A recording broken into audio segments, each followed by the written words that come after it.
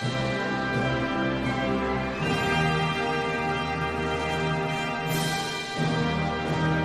afternoon and welcome, JRPG fans, to episode 61 of the JRPG Report. My name is James Fisher, back with you again this week for a probably will be a quick episode. There's not a lot going on in the JRPG world, but that's what happens when you do this every week. Sometimes there's not a whole lot of stories that have come out in the past few days, but we've got a few things to talk about. First and foremost, I want to thank all you guys for listening and being part of the podcast, especially those old school cats that have been with me since day one. I was looking at the description for the podcast and noticed that it said it was monthly. And of course, if you've been with us since the beginning, you'll know that this all started as a monthly podcast. When I had time and there was a bunch of stuff to talk about, I would do it every month. Sometimes a little bit less time periods than that, but it's only been recently through you guys' desire and to listen to us and wanting more and more that we've been able to move that to a weekly podcast. So, of course, I then had to change the description, obviously. But again, thank you to you guys, and I'd love to give a big thank you to the new people who have joined us here recently and become a part of the Facebook page and the whole community. If you'd like to get involved even more, we are taking listener support now. You can find out all that through the Anchor app, and as well as record any voicemail questions for us. Head over to the Facebook page, pop a question or two, whatever you want talked about on the show. I'd be more than willing to talk about it. So the big news, and this came out, I guess, about 3 days ago, and I want to talk about it for a few minutes. First and foremost, is rather troubling news out of Nippon Ichi that they are in some financial problems. Now, I've done a little digging into this, and of course, that is the benefit of having a few days after the initial story breaks that more information has come out. So it's a bit mixed, guys. You can't deny that their sales are a little bit down. Outside of Disgaea, they don't really have that big marquee title for them. But what has really caused the financial strain in particular is a mobile game that they really tried to launch in Japan. Now, it's not working, to say the least. They take a bit of a gamble on this, and if you do a mobile game right, it can pay off in dividends. Well, the opposite has happened with this one. It is not done well. They've been stuck in a period of just failure to launch, basically. And as of last month, they kind of took it off, and I don't think it's going to come back out. So, as a company, they've not made any money off this mobile game. They've obviously lost money paying for developers, programmers, testers, everybody to try to get this rolled out. And what they've actually done is they've applied for what's called an MS warrant stock, which allows them to sell stock at a cheaper price and generate a cash flow to pay all these poor souls who've been working on this doomed mobile game and have not been paid yet. So as a company, that's what they decided to do, rather than, I guess, take out the general fund. And so that is what appears on, I guess in America it's maybe a little different. In Japan, who knows exactly how those technical things work. When you hear somebody selling off stock for cheap, you think, the company's bankrupt. That doesn't appear to be the case, at least initially right now. That they are just looking for a way to pay off the debts incurred by this title. Obviously, it's not a good thing to have to do that. And certainly they could use a boost in sales. But immediately, the doom and gloom was, we're never going to see Disgaea 6. And personally, and fans in the West are concerned with NIS America, who develops a little game that I hold near and dear, or will hold near and dear, in Trails of Cold Steel 3. as well as other titles that are involved with publishing in the West on a large scale of Japanese titles. So it didn't sound good in terms of that, but then just, I believe yesterday, it came out, NIS America released a statement, and I'll just read this to you. We deny the rumors full stop. Not exactly sure what they're exactly implying except for that. But in the case of NIS America, we are in fine financial health for the year. I'm guessing that is financial year 19 through 20, which would run through April. We don't have much to say about the NIS situation outside of the fact that NIS has proposed to introduce a new warrant to require funding for future development, and this choice does not impact the income, the company's current operations, meaning Trails of Cold Steel 3, still in production. They are operating as different entities, and we don't have to worry anything about that in the West. As long as it comes out, and there's no reason why it shouldn't, it'll be out in the fall. So as long as it lies in that financial year, there's absolutely nothing to worry about. That being said, the future out past this year, they're not talking about, and they don't really know yet. So while it would certainly be bad news if NIS and then, of course, NIS America were affected down the road in terms of, Trails of Cold Steel 4 localization in the West, while that would be bad, I have no doubt that either Falcom or somebody else would step up, Sony even, and produce that title in the West. By that point, we're going to be talking about a completely different outlook for Falcom in terms of this game franchise and where it's headed. So the good news is there's nothing really to worry about. The bad news is it's still something to be concerned about and could affect the company down the road. Obviously, we hope not, especially Disgaea fans. They don't want to see this, and it kind of drives home the idea that developers have seen mobile as this just cash cow, and if done right, it can certainly pay off, but it seems like, especially in this case, it has not paid off and has done the reverse of put the company in some bit of hot water. But I did want to kind of address that first and foremost and tell you what I had found out since the initial news breaking, that it appears that it wasn't quite as bad as initially thought. So let's take just a quick break, and we'll have a word from Anchor, telling all about their awesome platform, and be right back with some more news and notes. So we've only got a handful of stories to really talk about this week, because things were a little light. We're still kind of gearing up towards E3, so I didn't anticipate there'd be a lot of stuff really coming out, and there probably won't be here for the next couple of weeks. We did finally get at least a release date in Japan for an Anunnaki. It will launch for PS4 and Switch on August 22nd in Japan. Square Enix announced. The release date for the PC version was not yet announced, and of course Tokyo RPG Factory is still anticipating a summer release across all three platforms in the West, although with it coming out in Japan on the 22nd of August, that summer window is not very big after that date.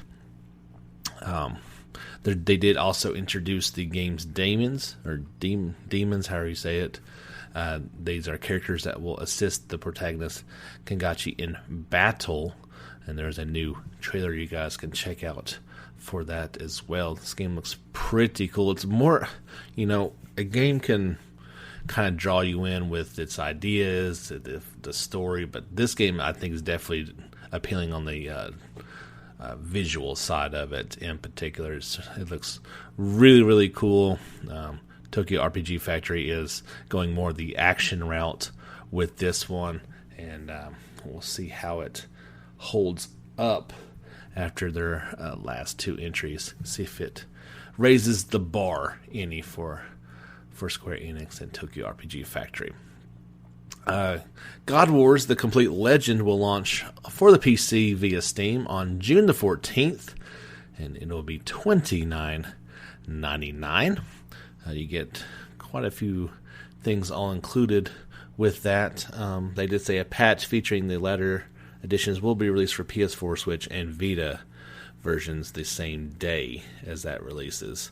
So if you guys have already got that, you can look forward to it. The God Wars Complete Legend for PC on June the 14th. Fans of the Atelier series can, of course, enjoy Luna here in just a few days.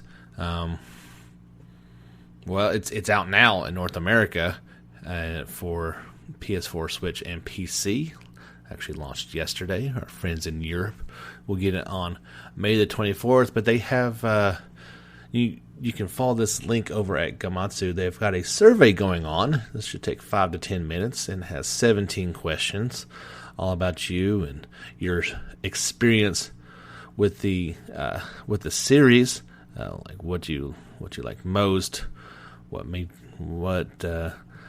things affected your decision, what platform you're playing on, buying it digitally or physical, and collector's edition, those type of things. They just want to know a little bit more about you and your buying habits, if you pre-ordered it or not, did you visit the website. So maybe something that they're trying to figure out in moving forward. So if you're interested in that, you will be rewarded with a set of wallpapers. Of course, if you are looking at this article, you can just follow the links to those wallpapers and not have to worry about the survey, but that would be up to you.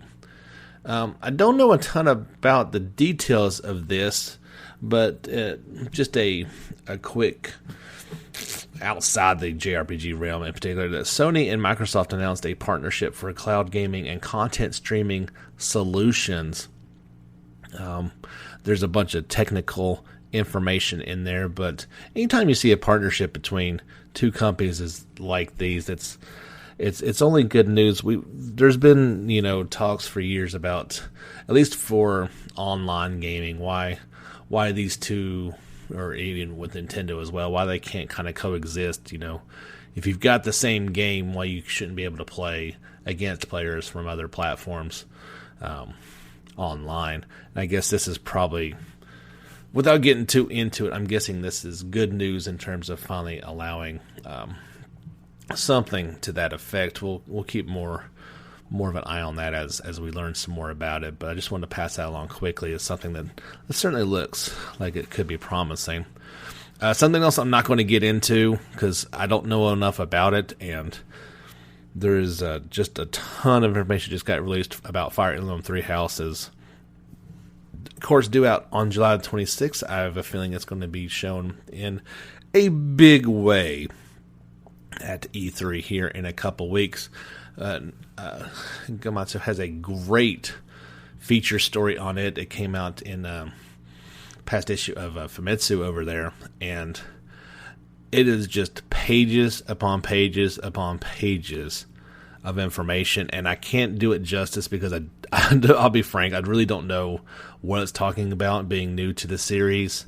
So if you're interested in that, you should definitely check it out, because there's so much information. There's probably an hour's worth of stuff to look over here. Tons of great images. Who's voice actors. There's talking about the crests in the game, and the protagonist has a unique crest, of course. How he was invited by the supreme leader of the church. Her name is Rhea. But yeah, just more than I can really go over, and it would probably bore most of you to tears, me talking about it. But again, one of those things that you kind of need the images to go along with the information to really kind of know what's going on. But certainly a game I'm looking forward to, and would like to check out when it finally does release, and I've got some free time. coming up on September the 12th through the 15th. Those will be the dates for the Tokyo Game Show. And we've got the new main illustration. They've always got a really awesome illustration for the game show each year. And it's done by, oh man, I don't want to butcher your name too bad. Ichi Goyoboyo? That's so bad. His first name is spelled Ippei. Last name is spelled Gyoubu. And he has designed the previous illustrations. So if you are familiar with those really cool looking main images for the Tokyo Game Show, you will be instantly recognized. And that's the first thing I thought of even before I saw that he was involved. It looks just like his ones before, but just really cool. They announced it, and it has the theme this year of more connected, more fun. So, of course, we will be very much looking forward to news to come out of the Tokyo Game Shows. That is kind of our thing here on the JRPG Report. I'm sure we'll get some stuff at E3, but that's really where we make our bread and butter is there in Tokyo. So, yeah, this has been a very short podcast, to say the least. I do want to mention that I finally wrapped up Trails of Cold Steel this past week, not too long after I recorded last podcast, and only had trouble with a few fights. The first one that of course, the first time you fight C, you can't win that fight. The second time you fight him and his two archaisms, I didn't do well and died pretty quickly. Had to restart that one. The last boss, man, the first time quote unquote boss that you face at the end of the trials, big shadow thing that comes out of the graveyard of swords. He wiped the deck with me. It wasn't even funny, to be quite honest. And the worst part about fighting a hard boss fight and failing is taking a long time to fail. Like struggling for 30 or 45 minutes against a boss just to die is not fun. Not at all. So I kind of went back at it with a different strategy. Watched a quick YouTube video on it to see what I'd done wrong. I don't remember the first time playing it having that. I mean, I remember being a challenge, but not necessarily to the point of dying. But I was able to overcome the first time that you get the last fight after that. Don't want to. Maybe people aren't done with it yet, so I don't want to ruin too much. But just saying, the last fight I died in it initially as well, and it's one of those fights that you've got to do it just right, not to lose. And if you're not paying attention to what they're telling you before the fight, you will not do well. So, of course, it ends on the awesome cliffhanger, setting us up for Trails of Cold Steel 2 here in, oh man, not very long at all. Right at 2 weeks. So I've been actually taking a bit of a break. We're gearing up for the Fisher family vacation next week. So I've been trying to get everything ahead with work and getting things packed up and make sure vehicles are taken care of and laundry and all that fun stuff that goes along with the vacation. So I've actually not been playing any games here. Is why would I want to start something up knowing I'm going to be coming back to Cold Steel 2 when we come back? But it'll be nice to have that coming back too. So the last thing I want to just touch on, and I won't be very long with it, we talked obviously about the State of Play Final Fantasy VII reveal or whatever it was last week. Since then, I've seen a myriad of YouTube videos all about supposed, and I'm throwing up air quotes right now, leaks from insiders as to what Final Fantasy VII Remake is all about. And I don't want to even really get into that. when you're talking about rumors, whether they're true or not, they're exactly that. They're rumors. And I'm not here to speculate on rumors. If you guys want to dive into that, like I said, there are tons of videos out there that are talking about what these, I believe there's 2 individuals, not named, but, anonymous sources talking about it. And a lot of it makes sense. Don't get me wrong. I'm not saying that this is, that far-fetched and won't actually be the truth. I would just rather wait until, and we don't have to wait that long, until E3 when all this is going to come out full blown. It'll be revealed. All this stuff will come to fruition. The couple things that aren't are really groundbreaking by any stretch, that the game is going to be in 2 parts. That makes a lot of sense. I'd been saying for a while that they were going to break it up into the 3 discs. Well, that's probably way too short. So you can break it up in half, and without any spoilers, we were talking about a game that came out in 97, but the major event that happens in the game, that would be the end of the first part, and then there'd be a short window that you'd have to wait until part 2 came out. You're probably talking about full price for both games. There needs to be a lot of content added in order to warrant anything like this. Backstory aplenty, but there's a lot of information out there, and most of it sounds pretty positive. I'll be honest. I've been a little negative on the whole idea of the remake, as it is literally remaking the game completely and changing what it was. But the more I see of it, the more I think about it, I'm going to be excited when this game comes out, and I've just got to kind of accept it that it's a new game. And if they do it right and it doesn't feel like 15, I'm going to really enjoy it, I think. But yeah, I just kind of wanted to touch on that as something that I'm not really thrilled to talk about it. We can take a whole podcast and talk about Final Fantasy VII Remake once Square Enix and Sony and the rest of the world is ready to blow the doors open on it. Remember, they're doing the concert the day before. I have a feeling that is just going to be, Sony is not doing E3, so this is going to be huge. And let's just talk about it when it is factually, actual facts to talk about, and not what somebody says. All these rumors could turn out to be 100% true, and that'd be great. But I don't feel like we should spend a ton of time talking about rumors. That's just me. So, look forward to that coming up in a few weeks. But we're going to go ahead and end this short podcast. I'm going to try to do one next week, guys. I can't promise anything. I'm going to have my phone, and I'll have my little lapel mic. So, we're going to try to record a simple podcast, beach edition. See if it'll work or not. That's all I can say. I can't promise too much.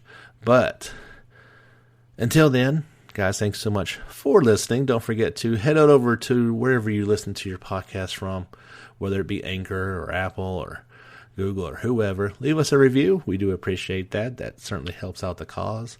Don't forget we're accepting listener support as well. You can do that through the Anchor app. I've also got the link on the Facebook page too, if you guys want to be so inclined to do that. Join the Facebook page, join our YouTube page, subscribe for videos. I think after vacation, I'm going to try to record the podcast on video and do a video podcast each week as well. So keep your fingers crossed and look forward to seeing my smiling face. I don't know. I may get a little camera shot and back out, but we're going to give it a shot, I think. But until then, guys, I hope to talk to you again real soon. Don't forget, get back out there and level up.